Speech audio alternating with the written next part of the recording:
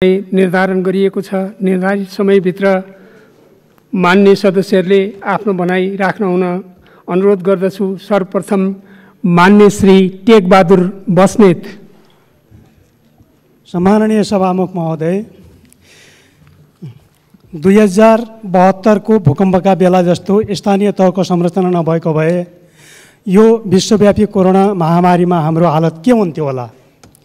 स्थानीय तहको सरकारबाट अहिले अग्रमोर्चामा यो महामारीका विरुद्ध जुझ्ने काम सराहनीय छ, प्रशंसनीय छ।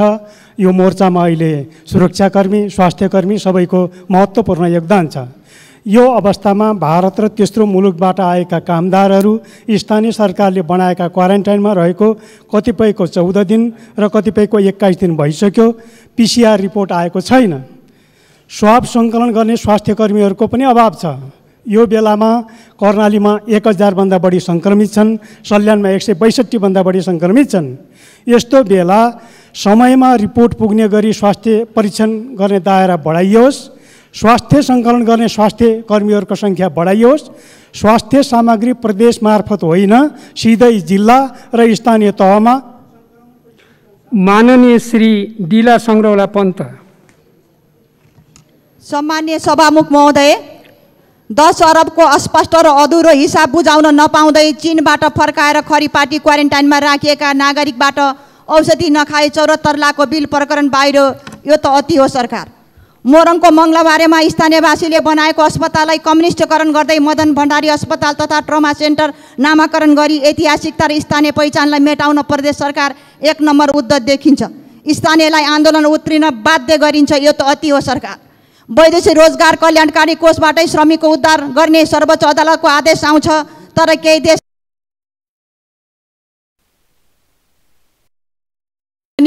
नेपाल उडान रोकिन्छ। यो अति हो सरकार। सरकारले परिचालन गरेका स्वयंसेवक र स्वास्थ्यकर्मीले क्वारेन्टाइनमा राखेका महिलामाथि कुकृत्य र बलात्कार गर्छन्। यो त अति हो सरकार। माननीय श्री तेजुलाल चौधरी। सम्मानीय सभामुख महोदय, सरकारको नियमित कामको विषयमा कति बोलिराख्ने, स्वास्थ्यको भ्रष्टाचारको विषयमा कति बोलिराख्ने, क्वारेन्टाइनको विषयमा कति बोलिराख्ने, PCR को र किट्सको अभावको विषयमा संसदमा कति आवाज उठाइराख्ने।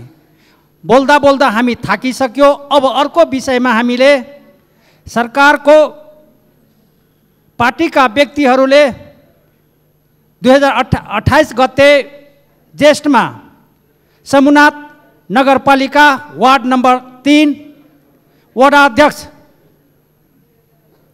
शत्रुघ्न प्रसाद चौधरीलाई हातपात गरेर कुटकाट गरेर अफिसमै धेरै तहस नहस गरेको हुनाले अहिलेसम्म कारबाही भएको छैन।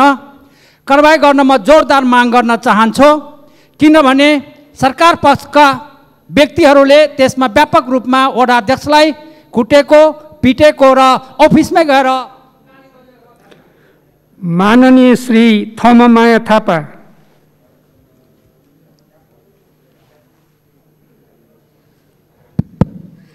सम्माननीय सभामुख महोदय, कोभिड-19 को महामारीले नेपाली समाजमा सङ्क्रमित सङ्ख्या दिनानुदिन बढिरहेको छ।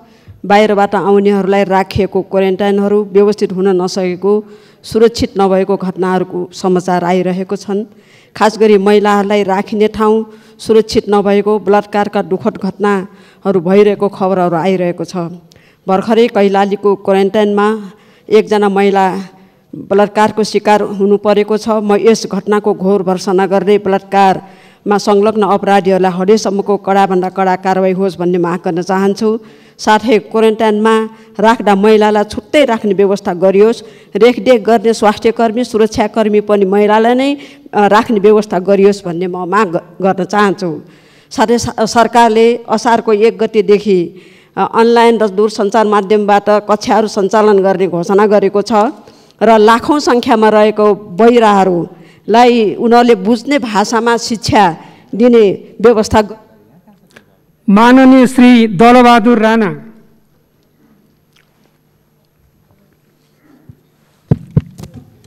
सभामुख महोदय, मैले अन्तर्जिल्ला र खास गरी काठमाडौँ प्रवेश सवारी पासबारे सुझाव दिन चाहन्छु।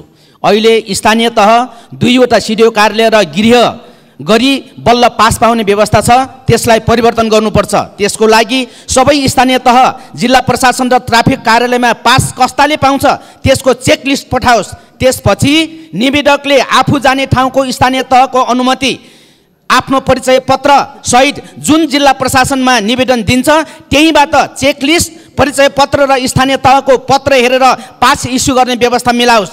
गृह र काठमाडौँ सिडिओ कार्यालयको सहमति स्वीकृति आवश्यकता छैन। अहिले गृह र सिडिओ कार्यालयमा अत्यन्त ढिलासुस्ती, अव्यवस्थित कर्मचारी र साधन स्रोतको अभावको कारणले सरकारको आलोचना हुन थालेको छ। समयमै ध्यान जाओस्। धन्यवाद। माननीय श्री दामोदर भण्डारी। सम्माननीय सभामुख महोदय, यति बेला कोरोना महामारीले आक्रान्त भएको छ। खास गरी सुदूरपश्चिम प्रदेशमा भारतबाट श्रमिकहरू फर्किने क्रम झन्डै 1 लाखको आसपासमा श्रमिकहरू फर्किरहेका छन् र त्यसमध्ये अधिकांश सङ्क्रमित भएर आइरहेका छन्। बैतडी जिल्लामा मात्रै अहिले झन्डै 3000 भन्दा बढी क्वारेन्टाइनमा बसिरहेको अवस्था छ र आज मात्रै 25 जनाभन्दा बढीमा सङ्क्रमण पोजिटिभ देखिएको छ र आज त्यहाँको सङ्ख्या हेर्दाखेरि झन्डै 52 जनामा सङ्क्रमण देखिएको छ र त्यहाँ अहिले किटको अभावका कारणले नियमित कामहरू प्रभावित भइरहेको छ र सिङ्गो सुदूरपश्चिमभरि यतिखेर जुन यो महामारीको सङ्क्रमण बढ्दो छ, खास गरी सुदूरपश्चिम प्रदेश, प्रदेश नम्बर 6 कर्णाली प्रदेश, प्रदेश नम्बर 5 र 2 मा सरकारको तर्फबाट यसलाई उच्च प्राथमिकतामा राखेर परीक्षणको दायरालाई फराकिलो बनाउनका लागि म माग गर्न चाहन्छु। धन्यवाद। माननीय श्री दिल कुमारी।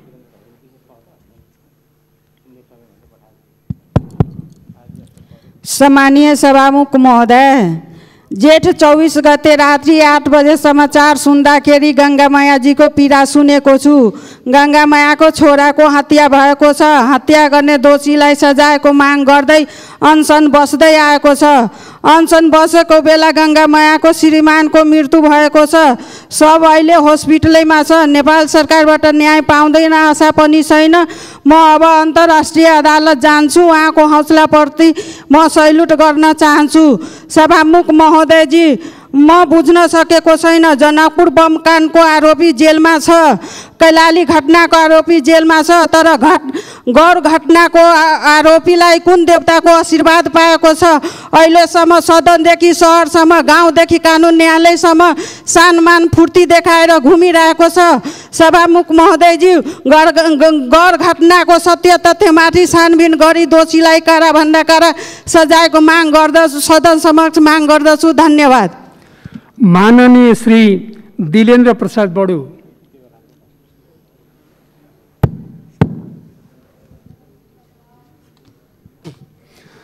सम्माननीय सभामुख महोदय, नेपाल सरकार गृह प्रशासनले स्वतन्त्र, निष्पक्ष र कानुनी शासनको प्रत्याभूति गराउन सकिरहेको छैन। जिल्लाहरूमा शान्ति सुरक्षाको स्थिति अत्यन्त कमजोर र पक्षपातपूर्ण देखिएको छ। 16 जिल्लाको स्थानीय प्रहरी प्रशासन र सत्तापक्षीय नेता कार्यकर्ताहरूको मिलोमतो, निर्देशन र दबावमा नेपाली काङ्ग्रेसका नेता कार्यकर्ताहरूमाथि योजनाबद्ध रूपमा कुटपिट गर्ने, झुटो मुद्दा लगाउने, हिरासतमा राख्ने काम भइरहेको छ। यस्ता कार्यहरू तुरन्त रोकियोस्। सभामुख महोदय, उक्त जिल्लामा स्थानीय प्रहरी समेतको संलग्नतामा विद्युत लगायतका स्थानीय योजनाहरूमा भ्रष्टाचार गर्ने, वन्यजन्तुको शिकार र तस्करी गर्नेका साथै स्वयं प्रहरीहरू नै बलात्कारका घटनाहरूमा संलग्न रहेको 2वटा घटना भइसकेका छन्, तर तिनीहरू उन्मुक्ति पाउने तयारीमा रहेको बुझिएको छ। 2 दिन अघि मात्रै सोलुको एउटा प्रतिमण्डलले माननीय गृहमन्त्रीजीलाई यस सन्दर्भमा भेटेको पनि छ, तर कुनै सुनवाई भएको देखिएन। त्यसकारण म गृहमन्त्रीजीको पुनः गम्भीर ध्यान। माननीय श्री दीपक प्रकाश भट्ट। सम्माननीय सभामुख महोदय, सुदूरपश्चिममा 1 लाखभन्दा बढी प्रवासी नेपालीहरू फर्केर आएको र सबैभन्दा ठुलो सङ्क्रमितहरूको सङ्ख्या देखिएको अवस्था छ र यस्तो अवस्थामा स्वास्थ्य क्षेत्रको सङ्कटकाल घोषणा गरेर देशभरि नै क्वारेन्टाइनहरूलाई व्यवस्थित गर्ने, त्यहाँ न्यूनतम सुविधाहरू पुर्याउने गरी काम अगाडि बढाउनु पर्यो भनेर सरकारको ध्यान आकर्षण गराएको पनि धेरै भयो र अहिले सुरक्षाकर्मीहरू खास गरिकन सशस्त्र प्रहरी बलका थपिएका बोर्डर आउटपोस्ट र टेम्पोररी पोस्टहरूमा पनि सङ्क्रमणको जोखिम बढिरहेको छ।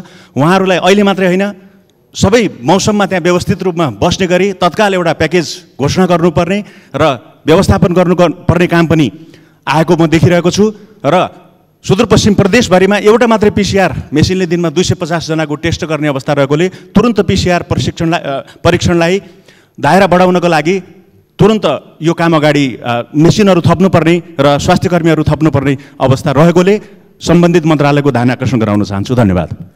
माननीय श्री दुर्गाबहादुर राउत।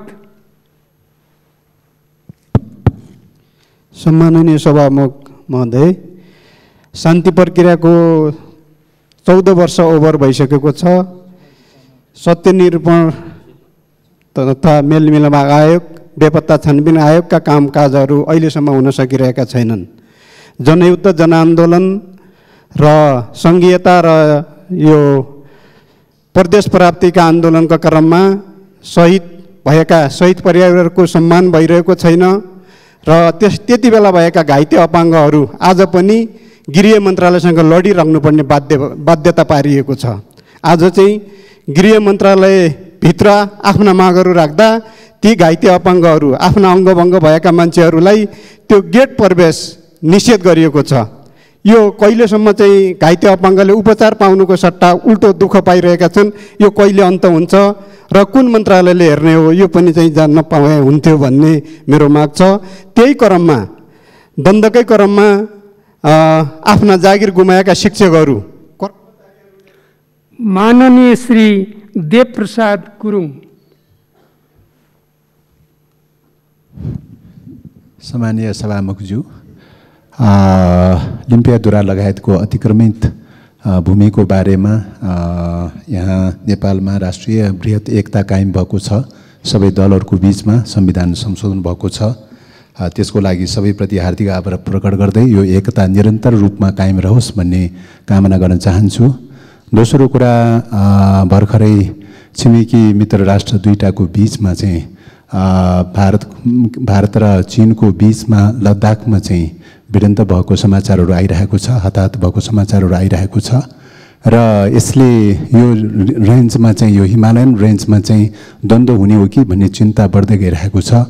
त्यसकारणले यतिखेर कतिपय पश्चिमा शक्ति केन्द्रहरू यहाँ द्वन्द्व मचाउन खोजिरहेको छ, गम्भीर सङ्कट पैदा गराउन खोजिरहेको छ। त्यसकारणले गर्दाखेरि यसमा गम्भीरतापूर्वक दुवै मुलुकले गम्भीरतापूर्वक संवादको तरिकाबाट, कूटनीतिक संवादको तरिकाबाट वार्ता गरेर समस्या समाधान गर्नका लागि पनि नेपाल सरकारको तर्फबाट पनि कूटनीतिक मुभ हुनेछ भन्ने आशा अपेक्षा राख्दछु। धन्यवाद।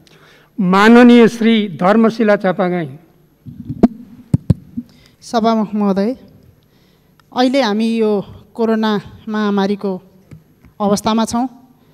मैले विशेष गरी हाम्रो सरकारले यही परिस्थितिका बिचमा बोर्डरमा सशस्त्र पुलिस फोर्सको पोस्टहरू स्थापना गर्दै गइरहेको छ।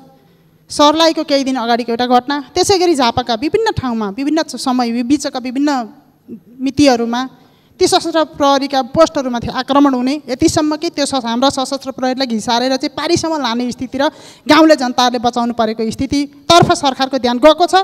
म सरकारको अझ जोड गरी यसमा ध्यान आकर्षण गर्न चाहन्छु। अहिले जिल्ला प्रशासन कार्यालय, तराईका जति पनि जिल्ला प्रशासन कार्यालयमा हामीले सोध्यौँ भने त्यहाँ रहेका सुरक्षा पोस्टहरूलाई अहिलेको मौसमको अवस्थामा कसरी जोगाउने होला र त्यहाँ बसेका चाहिँ पारीबाट हुने आक्रमणलाई कसरी जोगाउने होला भन्ने त्यहाँका प्रमुख जिल्ला अधिकारीहरूको विशेष चासो र चिन्ताको विषय बनेको पनि यहाँ जानकारी गराउन चाहन्छु। र जसरी हुन्छ यो महामारीका बेलामा त्यहाँ खट्ने प्रहरीहरू, त्यहाँ खट्ने सुरक्षा निकाय, त्यहाँ खट्ने चाहिँ जनशक्तिहरूलाई हामीले कसरी व्यवस्थापन गर्न सक्छौँ त्यतातर्फ सरकारको ध्यान जाओस्, सरकारसँग माग गर्न चाहन्छु। माननीय श्री नरमाया ढकाल।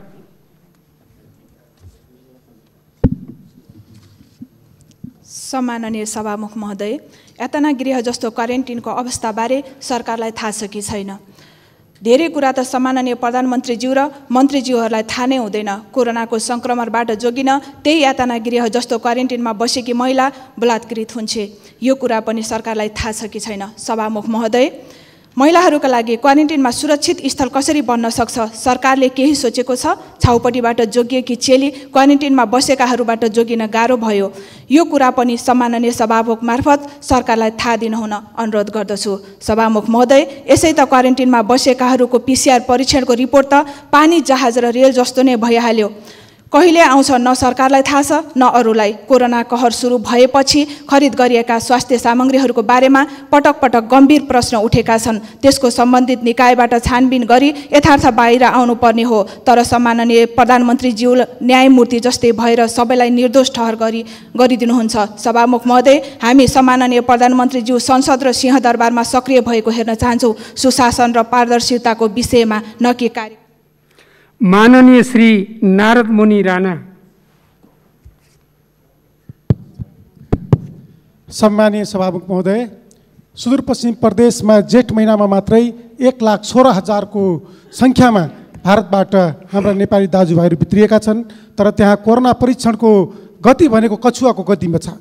त्यो कोरोना परीक्षणको कामलाई एकदम गति दिनका लागि सुदूरपश्चिम प्रदेश सरकारले दगुर्छु भनेको छ। कहिले दगुरिन्छ त्यसको सिटी कसले बजाइदिने हो, त्यतातर्फ म सरकारको ध्यान आकर्षण गर्न चाहन्छु।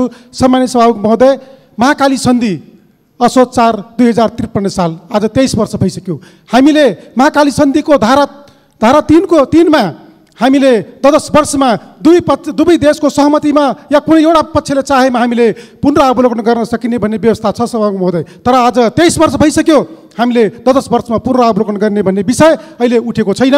म सभामुख महोदय मार्फत नेपाल सरकारको ध्यान आकर्षण गराउन चाहन्छु कि अब 10 वर्षमा हामीले महाकाली सन्धिमा राष्ट्रहित भयो कि घात भयो कि प्रतिघात भयो, अब यही सदनले 4 असोज 2053 सालमा हामीले सन्धि पास गरेका थियौँ र अब त्यो माननीय श्री नारायण प्रसाद खतिवडा। सम्माननीय सभामुख महोदय, विश्व आक्रान्त बनाइरहेको कोरोना महामारीले नेपाललाई पनि अछुतो छोडेको छैन। केही दिनदेखि सङ्क्रमित पत्ता लाग्ने दर पनि बढ्दै गएको छ। स्थानीय क्वारेन्टाइनको व्यवस्था गरिरहेका स्थानीय सरकारहरूको सक्रियताका लागि स्थानीय सरकारहरूलाई धन्यवाद भन्न चाहन्छु। सङ्घीय र प्रदेश सरकारको सहयोग पर्याप्त भएन भन्ने गुनासाहरू आइरहेका छन्। स्थानीय जनप्रतिनिधिहरूबाट आउन थालेका यस्ता गुनासाहरूलाई समयमै छलफल गरेर समाधानको बाटोतिर सरकारको ध्यान जाओस्। कोरोना परीक्षणको दर बढिरहेको छ, अझै पर्याप्त हुन सकेको छैन। PCR जाँच गर्न कम्तीमा पनि 3 जिल्लाको बिचमा पाएक पर्ने गरी त्यो पाएक पर्ने गरी व्यवस्थापन गरियोस् भन्ने सरकारसँग अनुरोध गर्न चाहन्छु। सरकारले विद्यालयको पठन पाठन विद्युतीय माध्यमबाट सञ्चालन गर्न लागेको भन्ने सुन्नमा आएको छ। यसो गर्दा विद्युतीय सञ्चारमा पहुँच भएका र नभएका विद्यार्थीहरूको बिचमा विभेद सिर्जना हुन जान्छ। यस विषयमा शिक्षा मन्त्रालयको समयमा ध्यान जाओस्। धन्यवाद। माननीय श्री निरु देवी पाल। सम्मान्य सभामुख महोदय, यही जेठ 31 गते राति लम्की चुवा नगरपालिका वार्ड नम्बर 1 कैलालीमा क्वारेन्टाइनमा एउटा महिलामाथि भएको सामूहिक बलात्कार घटनाको घोर निन्दा र भर्त्सना गर्न चाहन्छु। रक्षक नै भक्षक भएपछि कसको विश्वास गर्ने? सम्मान्य सभामुख महोदय, 1 जना स्वास्थ्य कर्मचारी र 2 जना स्वास्थ्य स्वयंसेवकहरूले गरेको सामूहिक बलात्कारमा, त्यो पनि क्वारेन्टाइनमा भएको बेलामा मानवता विरोधी कार्य भएको म ठान्दछु। महिला इन्डियाबाट आएर क्वारेन्टाइनमा राखिएको र अरू महिलाहरू PCR टेस्ट गरी घर गइसकेको अवस्थामा 1 जना मात्रै महिला र अरू पुरुषहरू भएको अवस्थामा उक्त घटना घटेको छ। यद्यपि 3 जनालाई कानुनी कारबाहीको लागि प्रहरीले हिरासतमा लिइसकेको छ भन्ने जानकारी त्यहाँको सिडिओले दिनुभएको छ। सम्मान्य सभामुख महोदय, दिनानुदिन महिलामाथि हुने हिंसाहरूलाई कसरी नियन्त्रण गर्ने भन्ने ठोस कार्ययोजना बनाई यथाशीघ्र कार्यान्वयन गर्न सम्मान्य सभामुख मार्फत गृह मन्त्रालयको गम्भीर ध्यान आकर्षण गर्न चाहन्छु। र साथै कोरोनाको कहरमा हाल पनि कायमै रहेको अवस्थामा महिलाहरूका लागि छुट्टै क्वारेन्टाइनको व्यवस्था गरी महिला सुरक्षाकर्मीहरूलाई सुरक्षामै खटाइयोस् भन्ने नेपाल सरकारसँग जोरदार माग गर्न चाहन्छु। धन्यवाद। माननीय श्री पवित्र निरौला खरेल।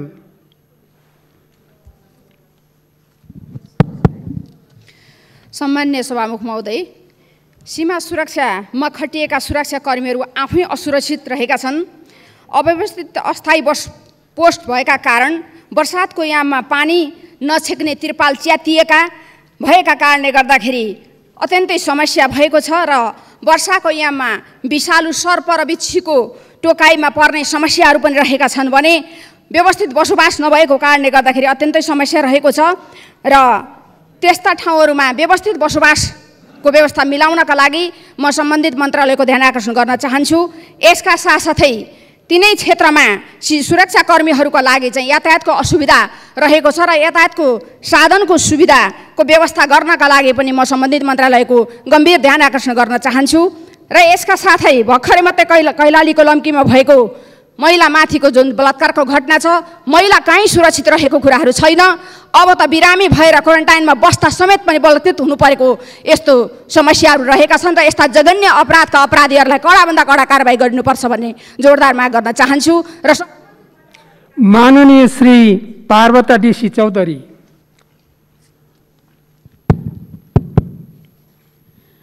सम्मान्य सभामुखज्यू, भर्खरै कैलालीमा लम्कीमा भएको घटनाको म घोर भर्त्सना गर्न चाहन्छु।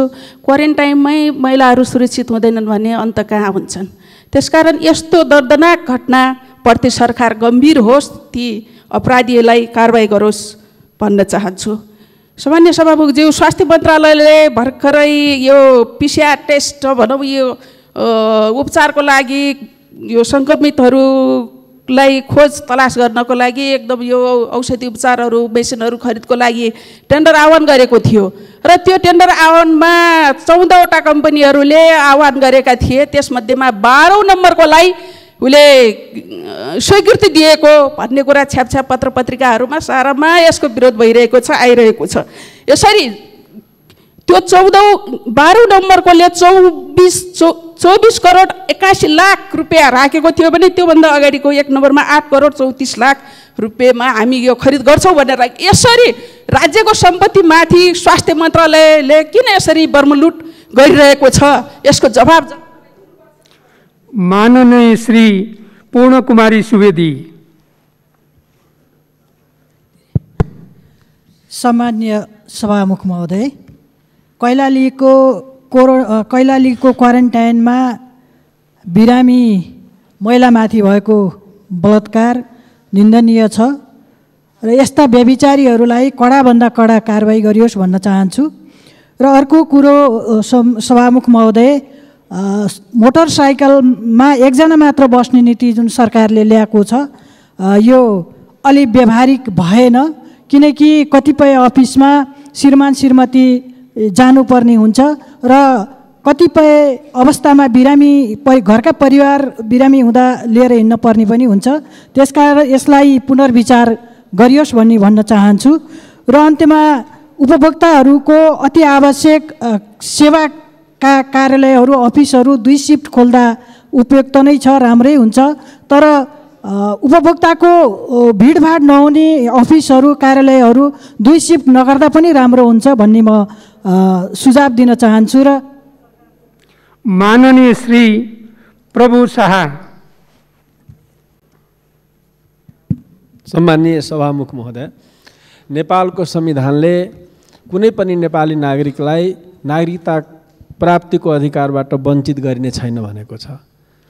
अहिले वर्षौं पुगिसकेका, उमेर पुगिसकेका कयौं युवा युवतीहरू, हजारौं युवा युवतीहरू नागरिकताबाट वञ्चित छ। तिनीहरू प्राविधिक शिक्षा प्राप्त गर्न सकिरहेका छैन, रोजगार प्राप्त गर्न सकिरहेका छैन, वित्तीय र ब्याङ्किङ कारोबार गर्न सकिरहेका छैन, वैधानिक ढङ्गले व्यापार गर्न सकिरहेका छैन, मताधिकारको प्रयोग गर्न सकिरहेका छैन।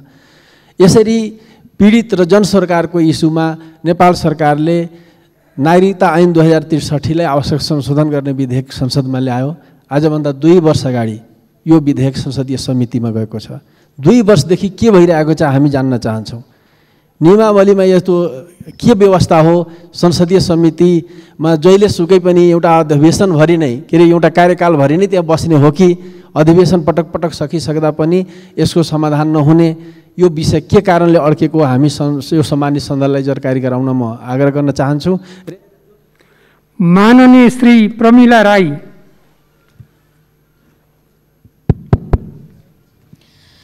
सम्माननीय सभामुख महोदय, कोरोना भाइरसको सङ्क्रमण दिन प्रतिदिन बढ्दै गइरहेको छ, त्यस्तै मृत्युहरूको पनि सङ्ख्या बढ्दै गइरहेको छ। यो WHO को मापदण्ड अनुरूप क्वारेन्टाइन र टेस्टिङहरू नभएको कारणले आज यो गतिविधिहरू बढ्दै गएका छन्। सुरक्षाकर्मीहरूबाटै महिलाहरूलाई सामूहिक बलात्कार भएको छ। यो बन्दी यो क्वारेन्टाइनको व्यवस्थित क्वारेन्टाइन नहुँदाखेरि यो एक किसिमको चाहिँ बिरामीहरूलाई चाहिँ यो बन्दीगृह जस्तो बनाएर राखिएको छ। सुरुमै भारतबाट नेपाल आउने नेपाली युवाहरूले आफ्नो देश आउन पाउनु पर्छ भन्दाखेरि त्यहाँनिर सबैलाई रोकियो। पछि अन्तिममा उनीहरूलाई फेरि ल्याउनै पर्ने अवस्था देखियो र ल्याइयो। त्योबाट सङ्क्रमण धेरै फैलिन गयो। र अर्को कुरो यो जुन स्वास्थ्य सामग्रीहरूमा ठुलो घोटाला भएको कुराहरू आएको छ। माननीय श्री प्रेम प्रसाद तुलाचन।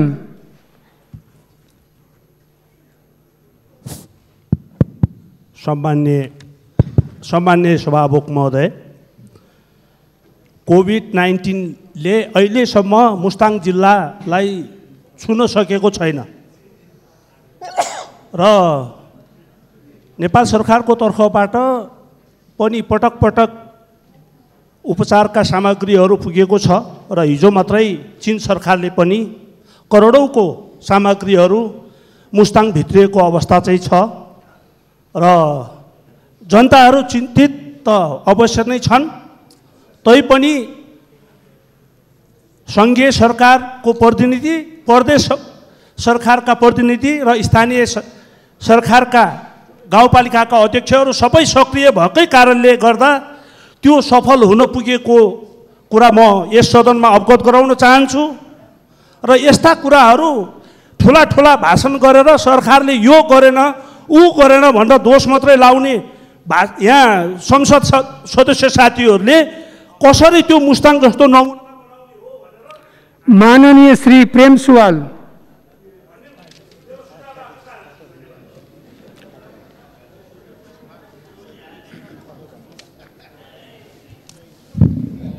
सम्मान्य सभामुख महोदय, यो क्वारेन्टाइनको विषय धेरै चर्चा चल्यो, तर सरकारले जति यस क्षेत्रमा ध्यान दिनुपर्ने हो अझै दिन सकेको छैन। क्वारेन्टाइनमा बसेका मान्छेहरूको पिसिआर परीक्षण भएन र भिडमा राखियो। विश्व स्वास्थ्य सङ्गठनको मापदण्ड अनुसार राखिएन। यसले नै धेरै यो कोभिड-19 सङ्क्रमण फैलिएको समुदायमा भन्ने आएको छ र हामीले लकडाउन गर्दा 2-4 जना मात्र सङ्क्रमित थिए। अहिले खुल्ला गरेपछि अब हजार पुग्ने भयो। दिनको 500-700 बढ्दैछ। यसरी नै बढ्दै जाने हो भने हामीले नियन्त्रण गर्न सक्ने स्थितिमा नहोला। त्यसकारण यसबारे सरकारको गम्भीर ध्यान जानु पर्यो र क्वारेन्टाइनलाई विश्व स्वास्थ्य सङ्गठनको मापदण्डमा राख्नु पर्यो र सिमानामै पिसिआर परीक्षण गरेर सिमानामै क्वारेन्टाइन बन्दोबस्त गर्नुपर्छ। यसमा प्रदेश सरकारलाई जिम्मा दिनुपर्छ। माननीय श्री बालकृष्ण खाँड।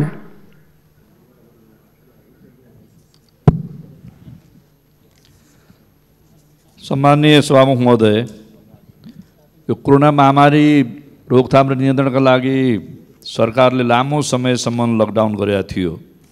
अहिले पनि सम्पूर्ण उद्योग व्यवसाय पूर्ण रूपमा सञ्चालित अवस्था छैन र यो क्रममा सार्वजनिक यातायात ठप्पै रहेको छ, जसका कारणले यातायात व्यवसायी र मजदुरहरू बेरोजगारीको मारमा परेका छन्।